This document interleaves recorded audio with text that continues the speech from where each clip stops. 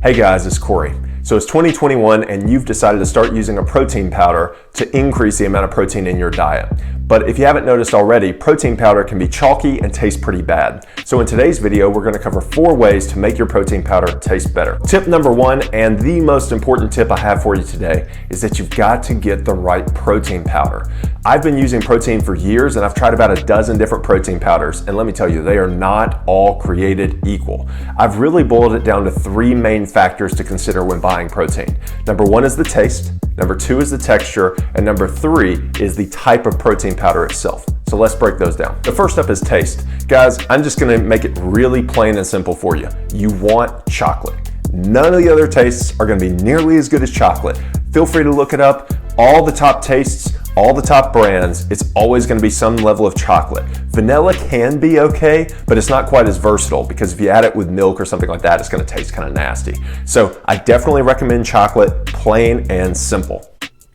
The next factor has got to be texture. Texture just refers to, is it clumpy when you mix it up? If it is clumpy, it's a no-go. It's really gross. So you got to find a protein that has the right texture. The third factor is the actual type of protein that you buy. Now, there are a bunch of different types of protein out there, but I'm going to just break it down for you really easily and say there are really only 2 types that you should try. The first is 100% whey protein. Whey protein is basically based on milk, and it is by far the gold standard of protein powder. So if you are not vegan, you do whey protein, full stop, and make sure it's 100% whey. If you are vegan, I'm going to recommend pea protein. Don't do soy, don't do anything else, go with pea protein. It is the best for your body, and honestly, any vegan protein is not gonna taste as good. So I definitely recommend going with a pea protein for the type. So guys, if you're wondering what protein I personally recommend, these are my 2 favorites. So this is the Optimum Nutrition 100% whey protein. I like it in double chocolate. There's also another chocolate called mocha cappuccino that's a touch sweeter. My wife thinks it's too sweet. I actually like that one even better, but this is the compromise and it is fantastic. It checks all the boxes. The taste is right, the texture is right, and the price is right. It's really not so bad, especially if you get it on a subscription from Amazon. I just have it delivered once a month. This is the large, like the 5-pound one, and this lasts my whole family for the whole month, which is really excellent.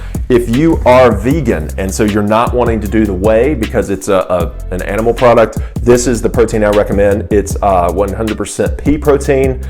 This is actually vanilla, and let me tell you, you're definitely gonna want the flavor. I've tried pea protein with no flavor, and it's real rough. Pea protein generally is more chalky than whey protein, but it is the best option if you're vegan. So definitely check this out. I'll put a link in the description below for this as well. So number 2, let's make it taste better with some type of milk product. Now, this could be dairy milk, this could be almond milk. Any type of milk that you like is generally gonna make it taste better than water. Now, if you're a hardcore bodybuilder, you're gonna go with water. That's completely fine. That's actually what I do most of the time. But if I want to treat myself, I want to make it taste a little better, I definitely use the milk. So just general guidelines, skim milk for most people is going to work best, especially if you're trying to lose weight. You don't want those extra calories. I would say whole milk is great if you're doing keto because you're wanting that extra fat. You could also consider adding in grass-fed whole milk. That's where the grass-fed would definitely be better spent rather than doing it with the protein powder itself. And then almond milk. If you're doing almond milk, guys, don't do the sweetened almond milk. Do the unsweetened vanilla almond milk with that chocolate protein powder. It will taste just like chocolate milk and it is going to be delicious. Guys, this is just a pro tip for protein.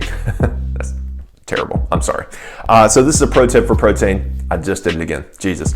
This is my tip for mixing protein. Do not stir it. You need to get yourself a shaker bottle, okay? Not all shaker bottles are great. Some of them are really crappy. If you put it in the dishwasher, it's gonna start to leak. I'll link to my favorite one below. It's really cheap. It's like 10 or 15 bucks. And I've had it for like 2 years and it still works really well. And it's got a screw on top, which I really like. So you gotta shake it or blend it, but do not stir your protein. And actually, I wanna give you one bonus tip.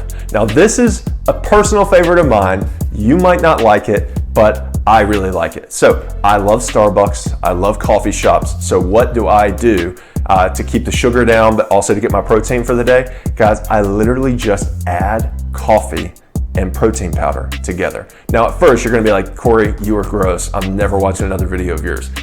Hear me out. If you take hot coffee, add at least half a scoop of protein mix, right? That's 10 to 12 grams of protein right there. Just mix it together. Because the coffee's so hot, you can actually stir it in. So when I told you not to stir it, you can do that with coffee. And what it does, it just takes coffee and it's kind of like adding creamer to it, but the creamer's chocolate. So really, if you like mochas and things like that, this is awesome. And it's just a really nice way to have a super low calorie protein shake, but with coffee, so it gives you a pick me up. Now in the summer, my favorite thing is to do that same exact thing, right? Coffee, protein powder, ice in the blender, right? And now I have a Frappuccino that's a coffee flavored mocha Frappuccino. Third tip is to add protein powder into food that you already like.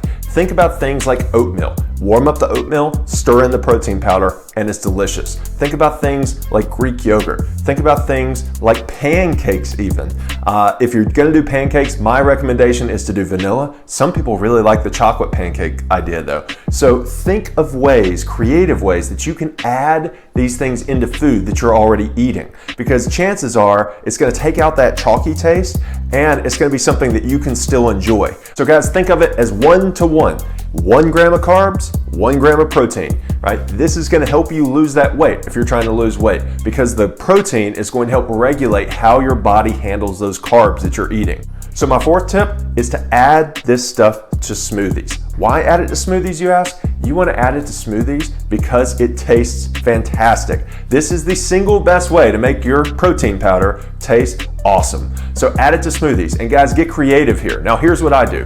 I take almond milk, I take Greek yogurt, I take protein powder, and then I take some spinach and some berries and I throw it all in a blender and it's legit. Now, if you need some ideas for recipes, Google it. I'll put my favorite recipes down in the description below. I will also put the blender that I use in the description below. It's expensive, but if you use it every day, it's awesome. That's it for today, guys. Thanks for watching. In the next few days, I will post an additional video about why you don't want other types of protein for your diet, and also how much protein you need every day to meet your specific goals.